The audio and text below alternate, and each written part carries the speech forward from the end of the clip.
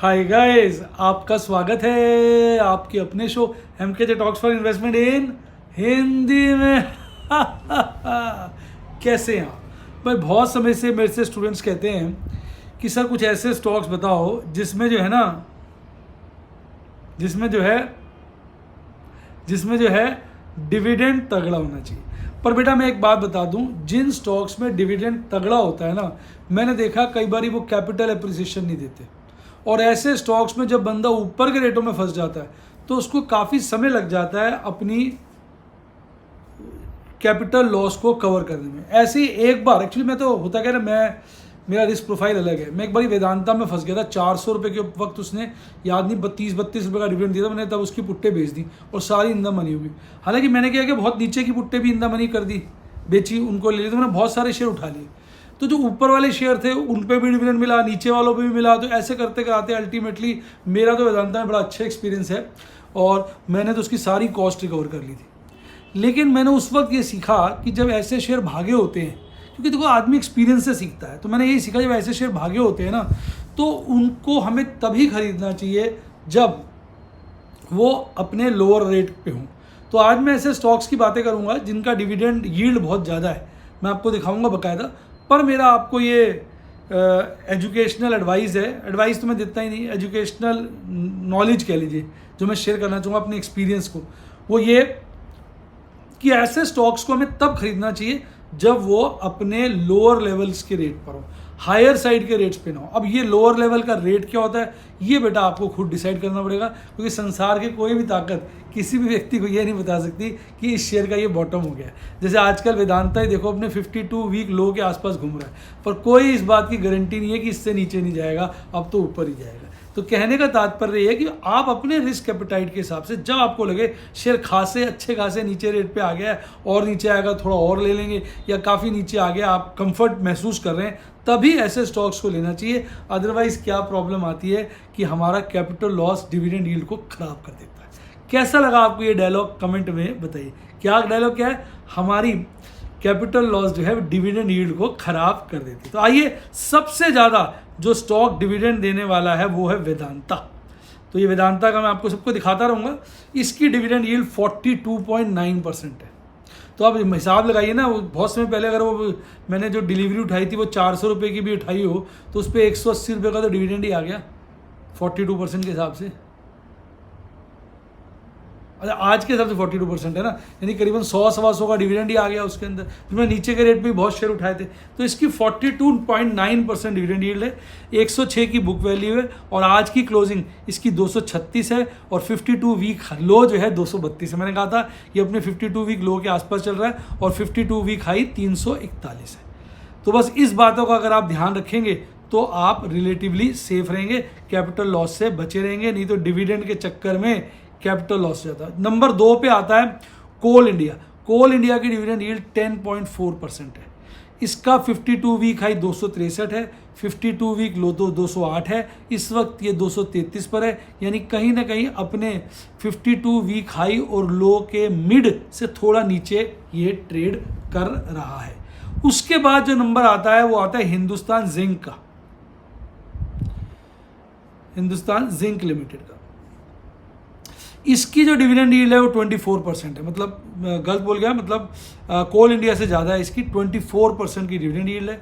इसका 52 week high 384 है, 52 week लो 263 है, अभी ये 314 के पास है। तो कहीं ना कहीं अपने 52 वीक हाई 52 वीक लो के बीच में ये ट्रेड कर रहा है और 24% के आसपास की इसकी डिविडेंड है। तो नंबर 1 पे आया वेदांता, नंबर 2 पे आया हिंदुस्तान जिंक, नंबर 3 पे आया कोल इंडिया। थोड़ा नंबरिंग गलत हो सकती है, मैं स्टॉक्स लिखे थे आपके लिए तो थोड़ा बहुत हो सकता है, मैं नंबरिंग फिर चेंज कराऊँ। ONGC, oil and natural gas, इसकी डिविडेंड यील्ड 6.28 है, सही चल रहा है। नंबर 1 पे वेदांता, नंबर 2 पे हिंदुस्तान जिंक, नंबर 3 पे कोल इंडिया, नंबर 4 पे 6.82। इसका 52 वीक हाई 180 है, 52 वीक लो 122 है, इस वक्त वो 179 पे ट्रेड कर रहा है, यानी अपने 52 वीक हाई पर ये ट्रेड कर रहा है। ठीक है ना। हालांकि इसकी बुक वैल्यू 223 है, बुक वैल्यू के डिस्काउंट पर ये ट्रेड कर रहा है। तो अपनी अपनी कैलकुलेशन है, मैं आपको जानकारी देता हूँ, कोई आपको लेने या बेचने की सलाह नहीं देता, वो निर्णय आपका। फिर आता है पावर ग्रिड कॉर्पोरेशन, जिसकी डिविडेंड यील्ड 4.46 है। तो जो बहुत एक्स्ट्रा ऑर्डिनरी डिविडेंड यील्ड वाले स्टॉक है वो तो 3 ही बने मारे देखा जाए। एक आपका बना वेदांता, एक बना आपका हिंदुस्तान जिंक और एक बना आपका ONGC। बाकी की डिविडेंड यील्ड भी अच्छी है, FD के बराबर तो है, इसकी 4.46 है। तो मैंने अपनी तरफ से निकाले, हो सकता है कुछ एक आधा स्टॉक और हो जिनकी डिविडेंड यील्ड इससे अच्छी हो। मैंने वो स्टॉक्स को थोड़ा अपने ध्यान में रखा जो वेल नोन पॉपुलर स्टॉक है। जैसे अगर आप पावर ग्रिड को देखेंगे, ONGC को देखेंगे, कोल इंडिया को देखेंगे, तो ये निफ्टी 50 का पार्ट है। वेदांता कभी निफ्टी 50 का पार्ट होता था, आजकल नहीं है। हिंदुस्तान जिंक भी सरकारी कंपनी है, पर ये सरकारी तो नहीं, उसमें ज़्यादा स्टेक तो वेदांता वालों के पास ही आ गया। तो ये भी 52 वीक मतलब एक वेल नोन कंपनी, तो मैंने उनकी चर्चा की। तो ऐसे 5 स्टॉक हैं। मैं एक बार फिर आपको एजुकेशनल नॉलेज दे दूं कि भाई इन स्टॉक्स में एक खतरा होता है, अगर आप इनको ऊपर के रेटों पे यानी हायर रेट पे ले लो और ये गिर जाए तो इनकी जो डिविडेंड यील्ड होती है वो विशेट हो जाती है, ख़राब हो जाती है बिकॉज ऑफ कैपिटल लॉस। तो कोशिश ये रहनी चाहिए कि इन स्टॉक्स पे नज़रें गाड़ी रखें, अपनी निगाहें गाड़ी रखें, इनको तब एक्यूमुलेट करें जब अपने ये कहीं ना कहीं 52 वीक लो के आसपास या अपने लोअर लेवल्स के आसपास, जहां आपको लगे काफ़ी घट गया, इससे आगे घटने की गुंजाइश नहीं है, तब आप इसको खरीदें। तो ये मैंने आपको एक एजुकेशनल पॉइंट ऑफ व्यू से बताया। क्या आप जानना चाहेंगे IT सेक्टर की ऐसी कौन सी बढ़िया कंपनी है जिनकी डिविडेंड यील्ड भी बहुत हाई है? अगर हाँ तो कमेंट में लिखिए, मैं उसके ऊपर नेक्स्ट वीडियो लेकर आऊँगा। अब बात करेंगे शेयर बाजार की चर्चा और किस तरह से कहानी चल रही है। आज भी फियर बढ़ा है, अब फियर बहुत ज़्यादा एक्सट्रीम फियर हो गया 14.32। अब ऐसा लग रहा है बाजार चढ़ना चाहिए। कहते हैं ना, इससे ज़्यादा फियर हमने 15 मार्च को देखा था 13.94, अदरवाइज ये उसके आसपास ही पहुंच गया था। इंतहा हो गई अब गिरावट की। तो अब गिरावट की इतनी इंतहा हो गई है कि आदमी को डर लगना शुरू हो गया है। उसको लग रहा है बाजार में ये खिरता ही रहेगा या कभी चढ़ेगा भी। और आप देखेंगे 15 मार्च को 43.91 था और 29 मार्च को 14 दिन के अंदर ही वो 41.39 चला गया था। तो बाजार करवट ले लेता और आज बाजार ने हल्की करवट ली है। उधर हम जाने से पहले हल्की सी बात कर लेते हैं अंतर्राष्ट्रीय इंडिकेटर्स पे। थोड़ा सा सुधार आया, US डॉलर इंडेक्स में हल्का सा फेवरेबल है, क्रूड गिरा है हल्का फेवरेबल है, रुपया अब ना के बराबर थोड़ा सा गिरा है, थोड़ा सा फेवरेबल है, और ये भी हल्का सा गिरा है। इन चारों इंटरनेशनल इंडिकेटर्स आज पॉजिटिव साइड पे, हालांकि अभी भी ओवरऑल तो हायर साइड पे है, नेगेटिव साइड पे, पर नेगेटिविटी कम हुई है इनकी। मज़ेदार कहानी है, देखिए FIs ने आज कैश सेगमेंट और इंडेक्स फ्यूचर में खरीदारी करी। लगातार ये शब्द में माल बेचे थे और आज स्टॉक फ्यूचर में बिकवाली करके कुल मिला के 338 करोड़ की बिकवाली करी। हो सकता है आज है इन्होंने नेट खरीदारी करी, उसके चलते स्टॉक्स को ऊपर के रेट पे बेचा। आज कुछ स्टॉक्स बहुत भाग गए थे, हो सकता है FIs ने कैश सेगमेंट में खरीदारी करके उनको ऊपर खींचा हो और फ्यूचर में बेच दिया, शॉर्ट किया ऑफ FNO के अंदर, तो जिसके चलते हो सकता है वो शेयर कल गिरते हुए आप दिखें। और इसके अगेंस्ट अगर देखेंगे DIs जो लगातार खरीदारी करी, आज बहुत बड़ी खरीदारी करी और बड़े दिनों के बाद 3128 करोड़ की बड़ी खरीदारी आई, पर उसके मुकाबले बाजार कुछ खास नहीं चढ़ा है, फ्लैट ही बंद हुआ है, ना के बराबर जस्ट 31 पॉइंट चढ़ा है। FIs की इंडेक्स लॉन्ग अभी भी 40 से कम है और जो स्टॉक्स की लॉन्ग है वो जो भी नोन डाटा है मेरे पास 30 मई से, यानी लगभग 1.5 साल पुराना हो गया, वहाँ से आज तक के लोएस्ट स्टॉक्स में लॉन्ग देख रहा हूँ मैं। आप भी देख रहे हैं, चेक कर लिए, मैंने बीच बीच में उसके बॉटम्स और पीक लिखे हुए हैं। तो इस दौरान का लोएस्ट लेवल इसने ये टच किया है 47.9। इतना लो मैंने 1.25 साल 1.5 साल से देखा ही नहीं। तो ये आपके सामने बात है। अगर आज मैं बात करूं कि बाजार में क्या ऐसा रहा, कुछ शेयर बहुत भागे। इंडिया बुल्स मेरे पास काफ़ी सारे शेयर हैं, भाग गया आज 5.5%। एस्कॉट्स कबोटा में इसमें काम नहीं करता, बहुत भागा ये। पिरामिड एंटरप्राइज, इसकी मेरे पास एक लॉट की एक फ्यूचर ही पड़ा है मोटा मोटा, और ये भी आज अच्छा खासा भागा। लुपिन एक लॉट से ऊपर पड़ा है, ये बहुत तेज हो गया आज। और गिरने वालों में अगर आप देखेंगे तो हिंदुस्तान कॉपर मेरे पास नहीं है, ये गिरा हुआ था। CG कंज्यूमर में थोड़ा सामान पड़ा है, गिरा हुआ था। इंडस टावर में काफ़ी शेयर है, गिरा पड़ा था। कोफोर्ज में मैं काम नहीं करता, ये गिरा हुआ। तो टॉप गिरने वाले शेयरों में हिंदुस्तान कॉपर था 6.25%, मेरे ख्याल इसके नतीजे बढ़िया नहीं आए। CG कंज्यूमर 6% के लपेटे में, इंडस टावर 6% के लपेटे में, और कोफोर्ज 3.81% गिरकर बंद हुआ। अब अगर मैं बात करूं निफ्टी 50 की, तो निफ्टी 50 ने आज हरियाली में, हल्की सी हरियाली में वो दिखाया अपना। और कल बाजार बंद हुआ था 19,434 पर, उससे काफ़ी नीचे की गैप डाउन करी, बॉटम बनाया 19,313 का और फिर सारा दिन भागता रहा। आखिरी क्षणों में 19,482 का पीक बना के उसके आसपास 19,465 पर 30 पॉइंट चढ़कर 0.16% की गिरावट के साथ बंद हुआ।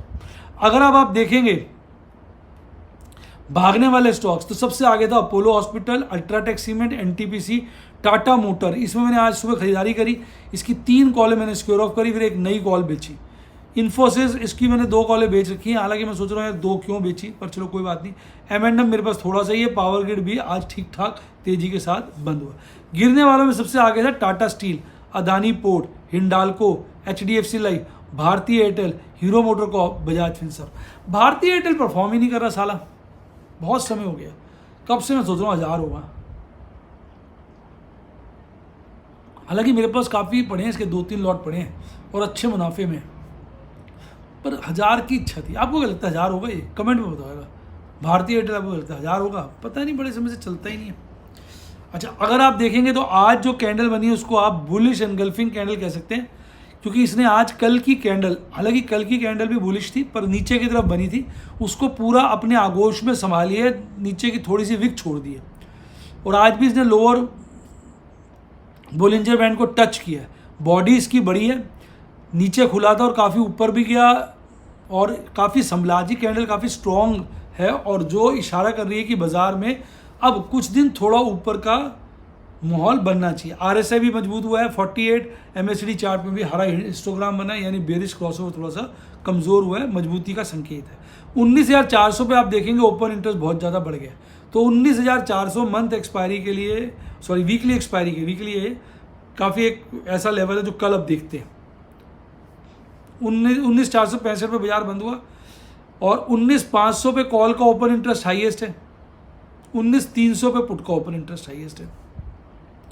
मुझे ऐसा लगता है 19,600 पे कॉल का ओपन इंटरेस्ट हाईएस्ट। मुझे ऐसा लगता है, मैं गलत भी हो सकता हूँ, कल बाजार एक बार 19,300 और एक बार 19,500 को लपेटने की कोशिश करेगा और एडवर्स सिचुएशन में 19,600 को भी लपेटने की कोशिश कर सकता है और नीचे में 19,300।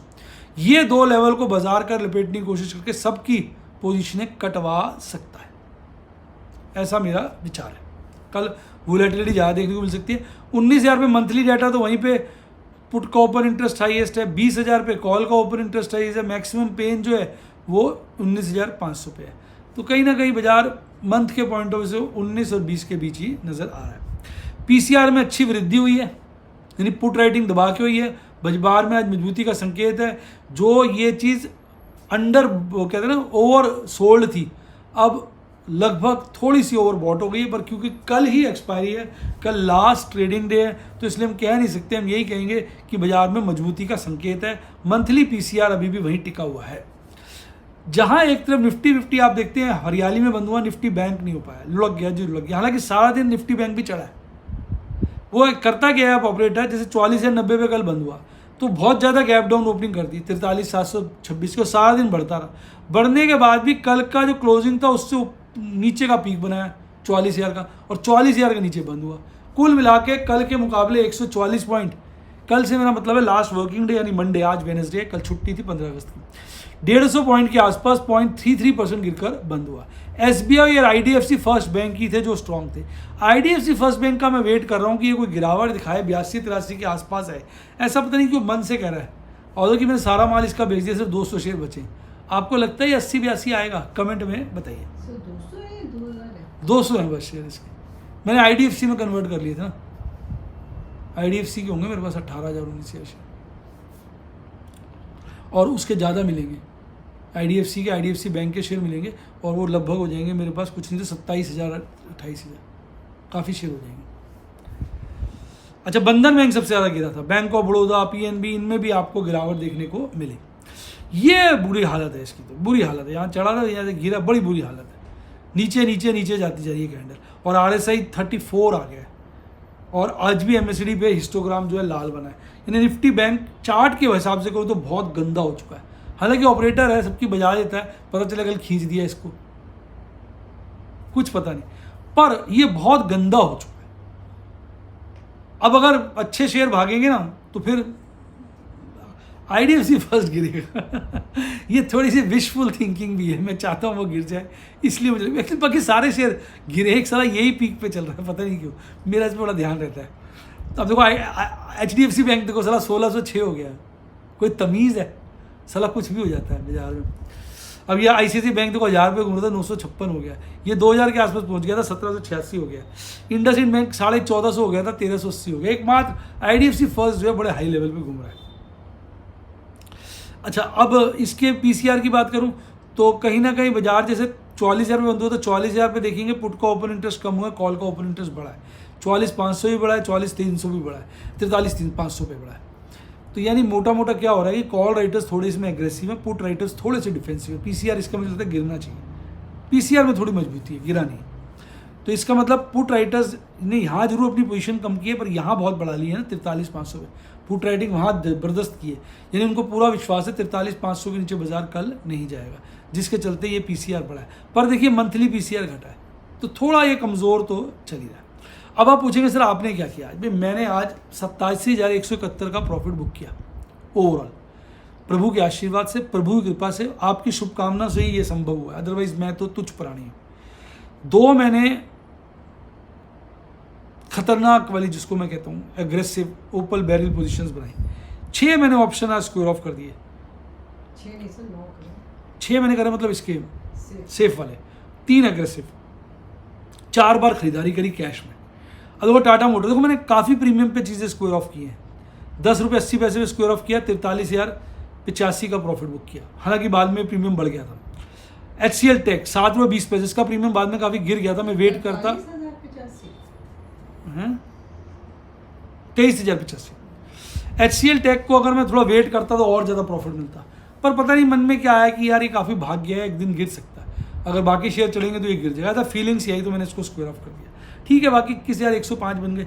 पीछे याद होगा मैंने 400 शेयर उठाए थे, 1150 जब मेरे इंदम मनी हुए तो स्क्वायर ऑफ करके उसमें मैंने 17-18 हज़ार का नुकसान किया था, वो मैंने आज रिकवर कर लिया, और 400 शेयर नीचे के रेट पे ले ली, वो काफ़ी भाग गए, 400 से भी ज़्यादा थे, 450 450 शेयर। तो देखिए मेरी स्ट्रैटेजी कितनी ज़बरदस्त, यही तो मैं आपको सिखाता हूँ अपने वीडियोज़ और इलस्ट्रेशंस के द्वारा, कैसे मैं प्लानिंग करता हूँ। जब मैं 11,550 मेरे पास पैसे नहीं थे, 1150 में 400 शेयर खरीदे, दोनों पुट्टे स्क्वायर ऑफ करी, नीचे की 2 पुट्टे बेच दी 1100 की। अब 1100 की स्क्वायर ऑफ करी 21,105 के प्रॉफिट पे, तब 17-18 हज़ार का नुकसान हुआ था, वो सारा प्रॉफिट लॉस भी रिकवर कर लिया, और जो 100-400 नीचे के शेयर खरीदे थे 1122-23 पे खरीदे थे, आज वो 1176 के आसपास बिक रहा है। तो ये ही सब चीज़ें मैं आपको सिखाता हूँ कि कैसे आप अपनी गेम को बना सकते हैं।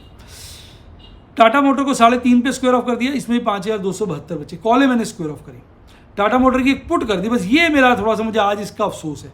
3 लॉट थे, इसमें मुझे सिर्फ 1852 बचे, बाद में इसका रेट 3 रुपये 85 पैसे आ गया था, यानी 1.5 रुपया इसमें मुझे और मिलता, 1.5 रुपया मतलब 6,500 रुपये और मिलते, जो ये 1852 का प्रॉफिट है, 8-9 हज़ार का प्रॉफिट होता।